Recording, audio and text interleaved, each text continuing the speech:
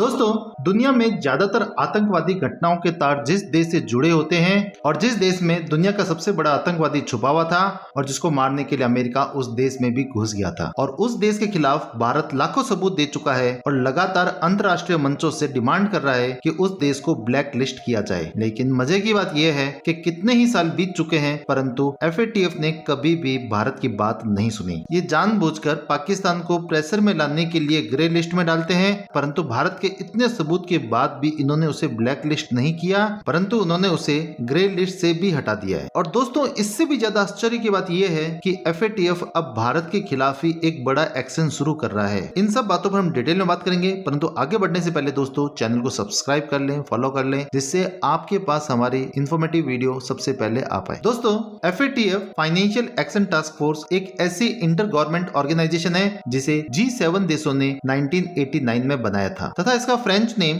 GAFI है और इसका उद्देश्य मनी लॉन्ड्रिंग तथा आतंकवादी गतिविधियों की फंडिंग को रोकना है। इसके लिए इन्होंने दो लिस्ट बनाई, ग्रे लिस्ट और ब्लैक लिस्ट। ग्रे लिस्ट का अर्थ यह है कि जिस देश का नाम यहाँ पर शामिल हो चुका है उस देश को ये संस्था वॉच करेगी कि वह इन चीजों को रोकने के लिए कुछ काम कर रहा है या नहीं कर रहा, और अगर वह इन कामों को नहीं रोकता तो उसे FATF की ब्लैक लिस्ट में डाल दिया जाता है, अर्थात अब उन पर एक्शन लिया जाएगा। और नॉर्थ कोरिया और ईरान को इस ब्लैक लिस्ट में ही डाला हुआ है। दरअसल FATF नाम की संस्था अमेरिका व यूरोपियन देशों ने अपने हितों को साधने के लिए ही बनाई हुई है। ये संस्था टाइम टाइम पर जो देश इनकी बात नहीं मानता उसको किसी भी बहाने से ग्रे लिस्ट में डाल देते हैं और फिर वह देश उनका कहना मान ले तो उसे ग्रे लिस्ट से बाहर कर देंगे, जैसे इन्होंने पाकिस्तान को हटाया। और अगर वह दूसरा देश नहीं माने तो उसे ब्लैक लिस्ट में डाल देंगे, जैसे इन्होंने नॉर्थ कोरिया व ईरान को डाला। और अमेरिका जियोपॉलिटिक्स के मामले में बहुत स्मार्ट है। उसने इतनी संस्थाएं इंडिपेंडेंट कहकर बना रखी है कि इन संस्थाओं का हमसे कोई लेना देना नहीं है। ये संस्थाएं अपना अलग तरीके से कार्य करती है, परंतु ये सभी संस्थाएं अमेरिका व यूरोपियन देशों के कहे अनुसार ही काम करती। अब मान लो अमेरिका व यूरोपियन देशों को किसी देश से कोई काम कराना हो तो इनमें से कोई संस्था जैसे मानवाधिकार संस्था या FATF जैसी कोई संस्था आएगी और ये कहेगी उस देश में मानवाधिकारों की स्थिति खराब है या उस देश में NGO को गलत तरीके से बैन किया गया है, और फिर इन बातों का हवाला देकर उस देश पर प्रतिबंध लगा दिए जाएंगे या उस देश से अपनी शर्तें मना ली जाएगी। परंतु अब आप सबके मन में ये प्रश्न भी जरूर उठेगा कि NGO पर भारत सरकार के बैन से FATF को क्या समस्या आई है। तो इसको समझने के लिए आपको NGO की मदद से जियोपॉलिटिक्स कैसे चलती है इसे समझना पड़ेगा। जैसे ही मैं NGO के बारे में बोलता हूँ तो आपके मन में एक ऐसी संस्था आती है जो गरीबों के लिए कार्य करती है, और ऐसे बहुत सारे NGO सही भी होते हैं और उन्हें कोई परेशानी नहीं होती, परंतु दूसरे NGO भारत के दुश्मनों द्वारा ही बनाए जाते हैं और सारी समस्या उन्हीं को है। दरअसल आज चीन या अमेरिका को भारत में किसी प्रोजेक्ट को जिसे जनता को फायदा हो उसे रोकना है तो वह दुश्मन देश भारत में NGO बनाकर रखता है तथा उस NGO को समय समय पर पैसे देते रहते हैं और उस NGO के द्वारा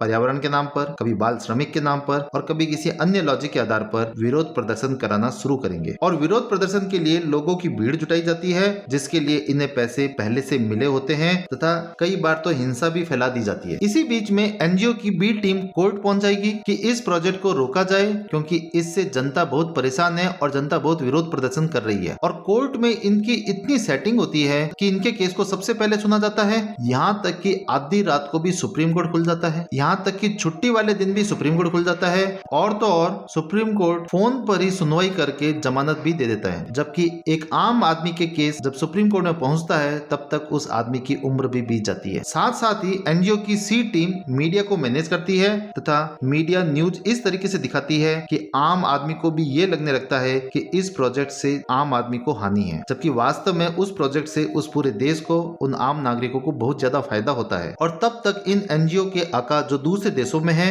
वह अंतर्राष्ट्रीय दबाव बनाना शुरू कर देते हैं और इससे कोर्ट उस प्रोजेक्ट को रोक देता है और सरकार को भी दबाव में आकर उस प्रोजेक्ट से पीछे हटना पड़ता है। कुल मिलाकर इन सब तरीकों से भारत के अच्छे प्रोजेक्ट्स को रोक दिया जाता है। तो भारत सरकार ने ऐसे NGO को जो फॉरेन से पैसा लेते हैं और भारत में अराजकता फैलाते हैं उन पर कई तरह की रोक लगा दी तथा ऐसे NGO पर लाइसेंस लेने की शर्त भी डाल दी। तो ये यूरोपियन देश व अमेरिका अब खुलकर भारत में खेल नहीं कर पा रहे हैं और इन सब घटनाक्रम के बीच में यूक्रेन व रशिया वार शुरू हो जाता है और भारत एक तरह से न्यूट्रल बना रहता है और कहीं न कहीं इनडायरेक्टली पश्चिमी देशों के खिलाफ रशिया को सपोर्ट करता है। और दूसरी तरफ अब मिडिल ईस्ट के अंदर इजराइल व फिलिस्तीन वॉर भी शुरू हो चुका है और जिसके अंदर भी भारत का कहीं न कहीं पक्ष न्यूट्रल है। तो अब ये पश्चिमी देश भारत को दबाव में लेकर अपने साइड साइड में करने के लिए इस प्रकार के हथकंडे अपना रहे हैं कि FATF की टीम भारत आएगी। तो जब FATF की टीम उन भारत विरोधी NGO वालों से पूछेगी कि क्या आप फ्री होकर काम कर पा रहे हो, वो NGO तो बाद में रिप्लाई करेंगे। हम आपको